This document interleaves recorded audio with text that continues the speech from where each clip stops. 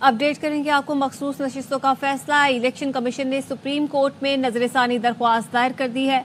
तफसीलात क्या है, राजा मोहसिन इजाज से जानेंगे। राजा मोहसिन, क्या मौक़िफ़ अपनाया गया है?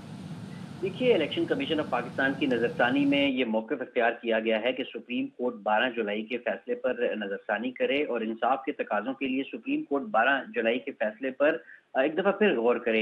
ये कहा गया है कि मखसूस नशिस्तों का फैसला जो है ये वापस लिया जाए। इलेक्शन कमीशन ने आइन और कानून के मुताबिक अपनी जिम्मेदारी सर अंजाम दी और इलेक्शन कमीशन ने किसी कानूनी और अदालती फैसले की गलत तशरी नहीं की, बल्कि सुप्रीम कोर्ट ने अदालती फैसले पर जो था उस पर इलेक्शन कमीशन ने मनोअन अमल किया।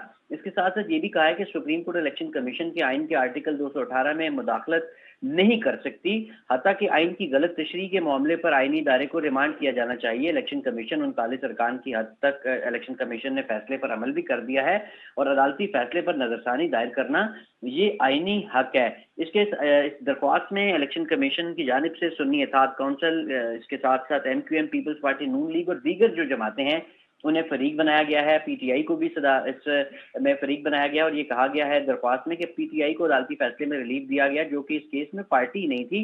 आज़ाद अरकान ने भी सुप्रीम कोर्ट से रुजू नहीं किया।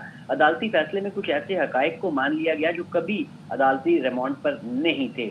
इसके साथ साथ ये भी कहा गया है कि PTI के मखसूस जिस्मों के उम्मीदवारों ने भी कभी दावा नहीं किया और 80 अरकान ने सुन्नी इत्तेहाद काउंसिल में शामिल होने का फैसला किया और 80 आज़ाद अरकान ने अपनी शमूलियत के जो हल्के डेक्लरेशन थे वो भी जमा कराए।